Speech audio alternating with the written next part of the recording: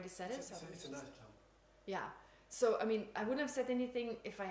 But now you want my notes, and it's in the notes, so that's why I mentioned something. Okay, I'm not going to delete it. So, so also something that came to mind as I was making my notes, we're very quick at judging others, also in Dharma practice. You know, when we're with Dharma friends, literally with friends, like people who are like our Sangha, again, it's very easy to go, oh, this person is not acting according to the Dharma. So we bring all our baggage, bring it here. What we usually judge people, we do it in the Dharma context. So they're not practicing properly. They're not, but we should not, whether they do or not, the finger should go here, right? So when we get angry with others, we create a lot of negative action, and we're actually also going against the Dharma, because in a way, in this Dharma context, we have to be more careful. It's also very dangerous to criticize other traditions, because in a way you criticize, you go against the Dharma. You're saying, oh, the Nyingma tradition, the Sakya tradition, or in Thailand, or in... Never. To be very careful with our criticism. I mean, His Holiness is such a great advocate of respect for other traditions. So it's funny, sometimes Buddhists, and I include myself, we're very respectful towards Christian and Muslims and Jews, but not towards Buddhists. It's like, come on, you're respectful towards all the traditions you hear all the time, it makes sense and so forth, it makes total sense to us. But in Buddhist context, we're very ready. So it's like, you should be respectful towards everyone, right? Not all religions, all religious systems. And how should we look at the Dharma who go astray? Well, even there, because it's to see when those who go astray, it's not just totally bad. I'm sure there's some positive aspects there. So to differentiate between the positive and the negative, to not wholly condemn them. Again, there's certain misperceptions that lead them astray. So instead of having hatred and so forth, rather having compassion, and but also see the good side. They're also doing good things. So there's always like a mixture. I think even the people who practice Shukden, like from a Dharamsala point of view, I mean, our school was very much affected by this group. So personally, we lost a great teacher, etc. But if you really look at it a little deeper, those people who follow Shukden, there's always many sides to them. I'm sure they practice compassion and so forth. So that part is there. This we should appreciate. We should rejoice. We should feel happy about. But then, unfortunately, there's that misperception which causes them a lot of misery eventually. Yeah. So there really is no reason to be judgmental, to be angry with them. Rather, they should be an object of compassion. And so when we meet them, to be kind, to be, and be, respectful, etc. But we don't need to agree with them. And if someone asks us, I mean, I don't think it's a good idea to go around and say, oh, this person does something. If we're asked, if the situation is appropriate, we can talk about it and say where the dangers lie, but without disrespecting the person. I mean, His Holiness, you should have seen him in Hamburg. Some of you may have seen him in Hamburg, yeah.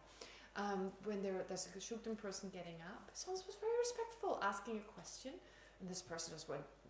His Holiness made such great arguments, and this person started off with saying something really good, and then His Holiness really nicely responded with respect and so forth, and the guy just went, Dalai Lama, stop lying, Dalai Lama, stop lying. He had nothing else to say, because he was totally... It was almost like His Holiness reacted so beautifully, there's nothing really left to say, so what can he do? To continue with this line, he had to do something strong. So it was almost like it was really smooth and it worked nicely, and then he had to remind himself, oh no, but I'm an opponent to His Holiness. Right? His Holiness answered really beautifully, and then they just had to go in that direction. So, but all I'm saying is that this bizarre response was because from His Holiness there came only respect, and it made total sense. And unfortunately, they're so in one way, they're kind of trapped in that. But we need to see the person for more than just that. Yeah. So we just need to watch our own mind. Am I really here? Am I, honest? Am I seeing the thing for what it is? Or am I just zooming in onto one situation and blowing it up and not seeing anything else?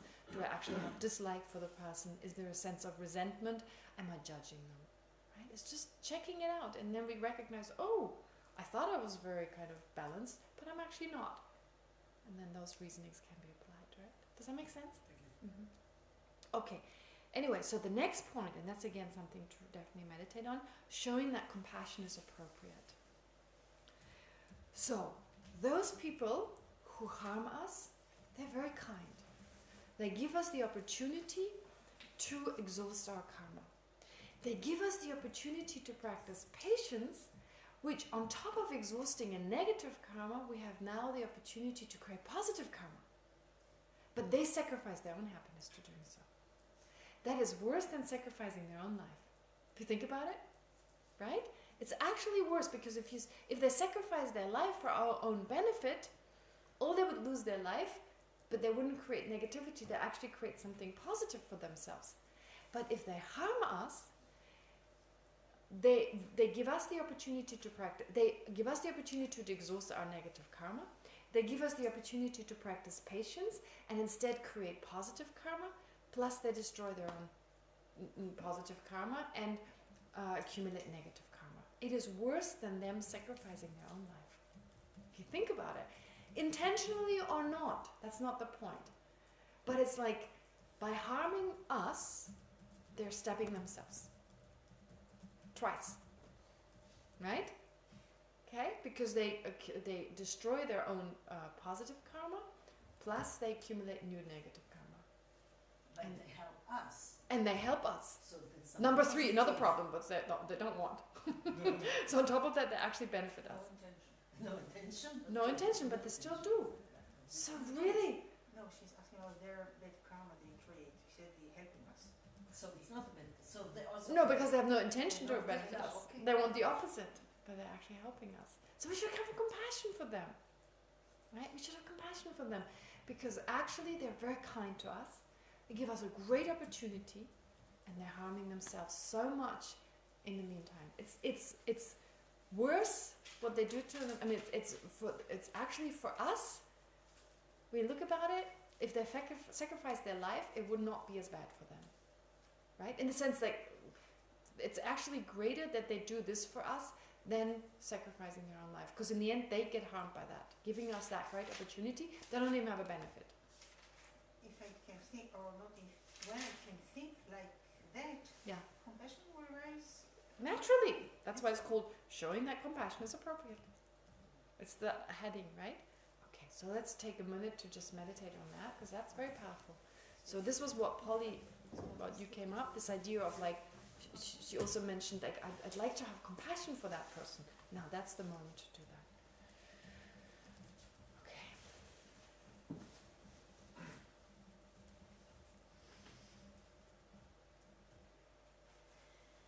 Take a few moments to just focus on the breathing.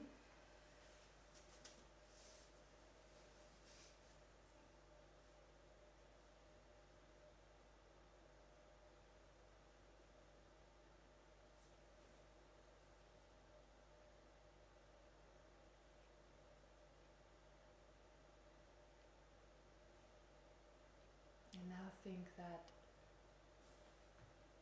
instead of getting angry with a person who harms us,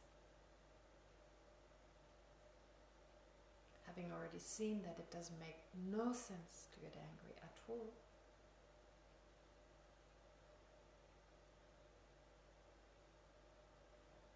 it makes total sense to be compassionate.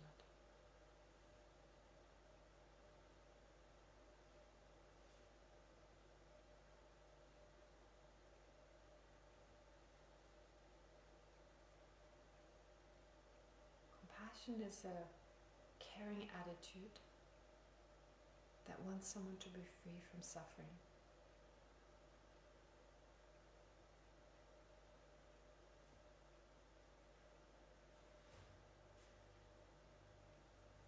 So we create a sense of closeness to that person, the person who harms us, because they're actually very kind to us.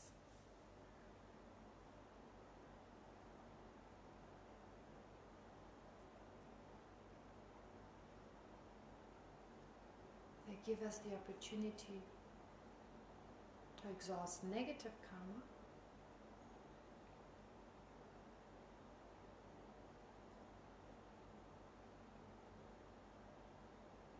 give us the opportunity to be patient and therefore create positive karma.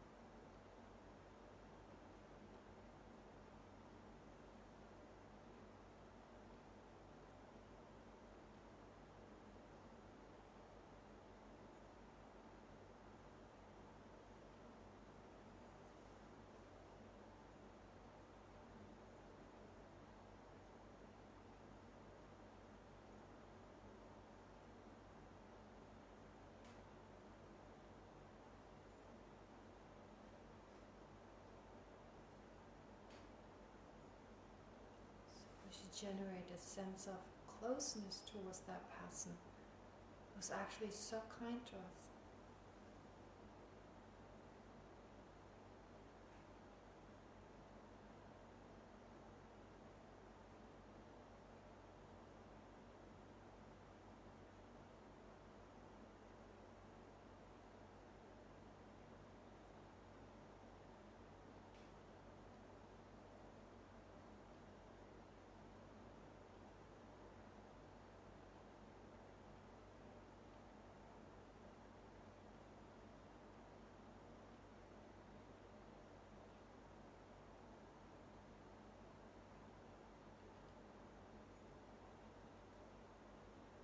Having that sense of closeness,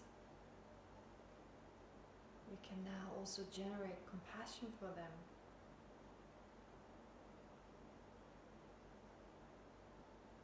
Because even though we are greatly benefited by their harmful action,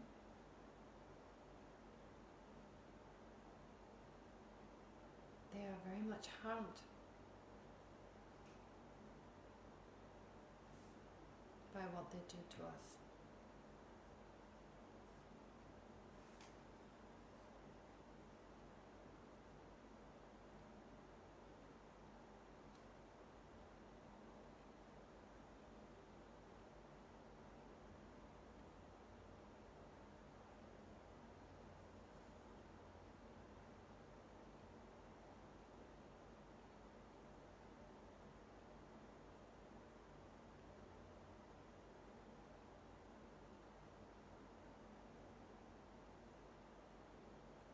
Try to feel real compassion for that person.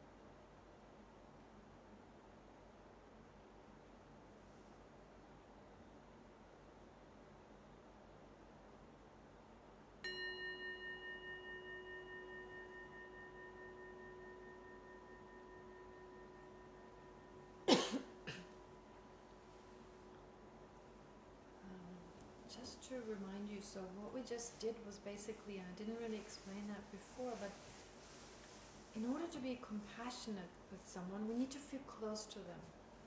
So first, before you can have the wish for them to be free from suffering, to feel that sense of like empathy, a feeling of closeness needs to be created. How is that created? By becoming aware how kind they are, how they exhaust our karma, our negative karma, and give us the opportunity to create more positive karma. So there's a sense of closeness because they're kind to us. And then we understand that though that is the case, in return they harm themselves. And then it's easier to have... it's almost like someone giving us something wonderful and harming themselves. I mean, we would be very grateful to them. It's like someone sacrificing their life for us, keeping us alive and giving their life. That is good reason to be very grateful. It's a similar situation, isn't it? Even it's worse, because if they sacrifice their life, they actually create a lot of positive karma. In this case, they create a lot of negative karma. Okay? Even that's unintentional. All right. Now, this is with regard to the harm and someone inflicts on us in general, maybe physical harm in particular, or saying something abusive that may be hurtful. But now the next part deals with someone destroying our reputation. Reputation? What's the... Yeah. Reputation. Someone's destroying our good reputation. Okay? So, preventing our praise. Other people may praise us by saying certain things about us. Even they don't say it directly to us, but if they gossip about us, they may prevent other people from praising us. They may destroy, if we have a certain degree of fame, or at least a good reputation, or honor. Is honor important in Israeli society? Of course, yes. Oh, okay. All right. Only the army. Only Not the- with honor for being the best gardener. רק אצל הספרדים.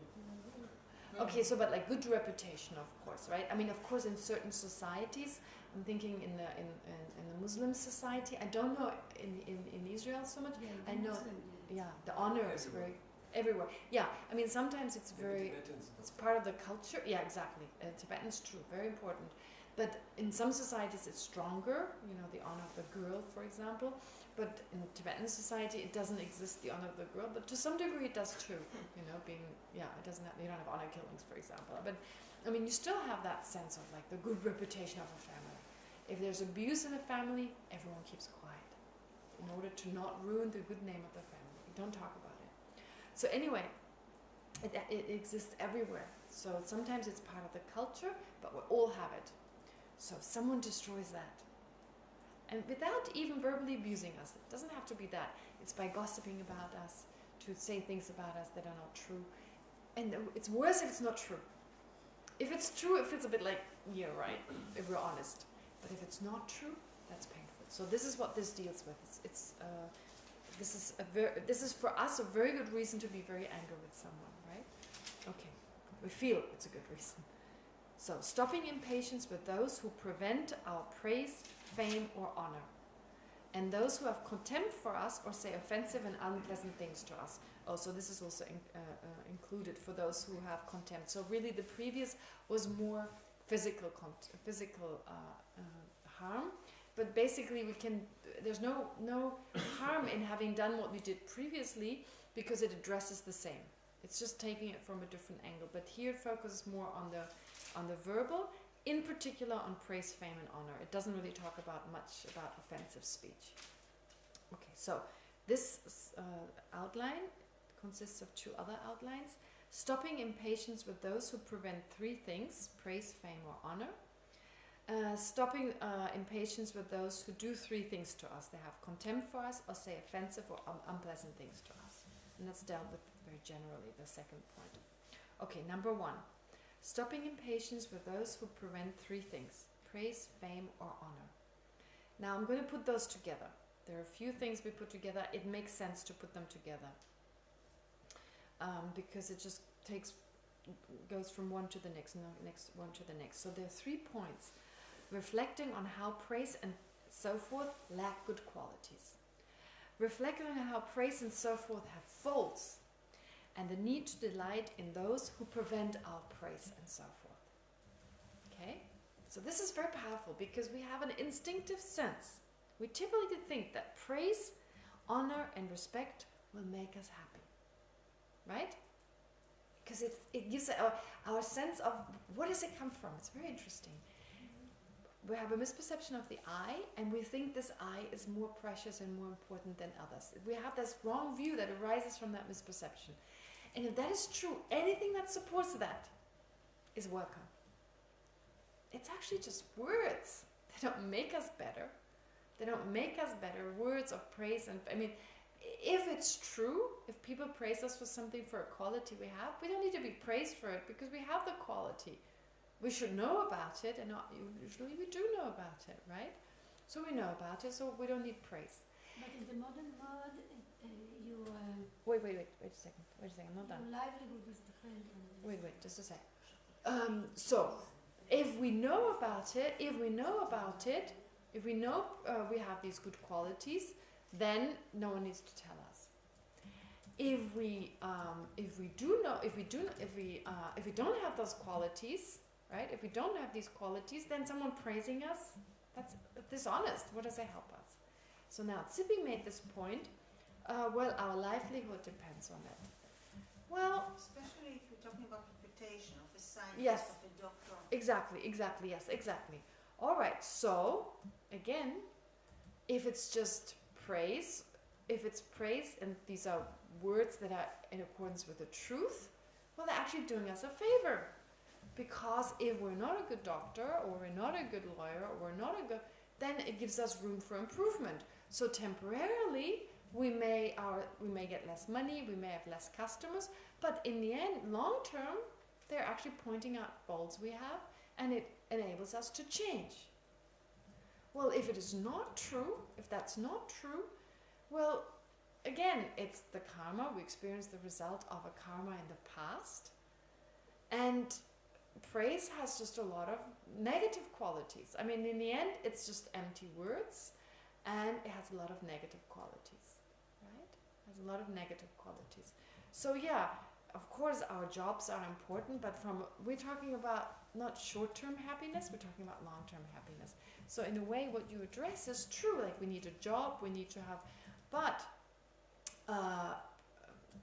actually, we talk about long-term happiness in the sense that, yes, temporarily we may suffer and so forth, but usually there's ways in fixing it, and we can find means, but without getting angry.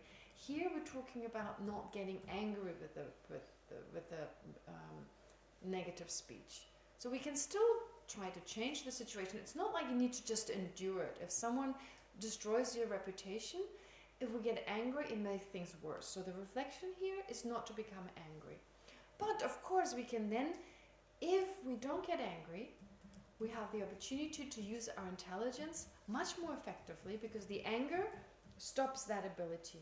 And then we can go calmly about it. Okay, they've criticized us, but the situation is such and such. So if we react with honesty and with deep care, even for the person, things will be fixed much faster. And in the end, we've already done all the reflections.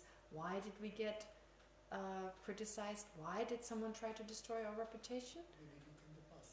We created the karma, and we created this body. So in the end, the harm doesn't go out towards the person, but it's like, okay, I've done something wrong in the past. Now I need to face up to it. Okay, what can I do to change the situation? Right? That's all I'm saying here. So we're doing this practice, the points that we're going to go through here, we're not doing this because we're just going to lay back and, okay, our reputation is destroyed, I'm unemployed, I'm just going to live on the street. No, that's not about this. We should still do something about the situation, but without anger. And what we do now is only there to deal with our anger, nothing else. And then we make an intelligent decision to see how we can fix our reputation. Trust me, the lamas are very, very interested in a good reputation. Very interested. They need to have a good reputation. They need to be famous. But only so that they can share their wisdom. They don't care. People criticize them. They don't care. Personally, have no problem with it. But they still need a good reputation because they have so much to offer. I mean, if you're famous, and if you are like a high lama, you have great realizations, and you can benefit so many people, fame is good. Fame is excellent. Yeah? So it's not good to lose, but they don't get angry. They don't get upset with the person. They say, thank you. They appreciate this person. Like His Holiness the Dalai Lama, when he's been criticized in moments where people honestly criticize His Holiness thank this person. He's paid special attention to that person. Right? When there's just anger out of anger and they're just mad, what can you do? I mean, in that moment, there's not much reasoning. So I've seen those situations too. Then someone is just, is very respectful and doesn't really say much because the anger just gets stronger. But when someone out of the, goodness of their heart criticizes His Holiness, really like seeing that His Holiness is totally like blissed out. It's like, wow, thank you, let's sit down. I want to hear your point. I mean, I've seen a video. If Jen was in Palmo, she talks about the situation of women in Buddhism. Ah, She replied, it was a very nice talk. She talks sincerely, and he was listening sincerely also. you talk to His Holiness about? Yeah. Oh my God, if it's not out of strong emotions, all these women, no, you really, this is the situation, of course. Yeah. So the lamas are amazing like that. So you can destroy the reputation, they don't meet, but if I destroy the reputation of a great lama, I'm harming others. I'm harming so many people because they would actually go to see this lama and receive teachings from him. So I really need to think about it. If I criticize a lama, very dangerous. But this is what we say about Bodhisattva. If we make Yeah. deeds to Bodhisattva, the damage. No, but that's the anger. That's the anger. Even without anger, it's very, very important to be very careful about criticizing lamas. It's possible that lamas have faults, of course. You know, there's so many different degrees. We have a really weird way of sometimes looking at lamas. We have this really weird way. We differentiate between ordinary people and Buddhas. Nothing in between, right? There's nothing in between. They're ordinary people and they're Buddhas. If it's a lama, it's a Buddha. But we forget to think of the lama as a Buddha is only for our own benefit. They may not be Buddhas, right? It's only for our own benefit. To think of the lama as being a Buddha gives us the full benefit. But that doesn't mean the lama is a Buddha. So therefore, we have ordinary people and we have people who are on the way to become Buddhas. And many of the lamas are somewhere in between.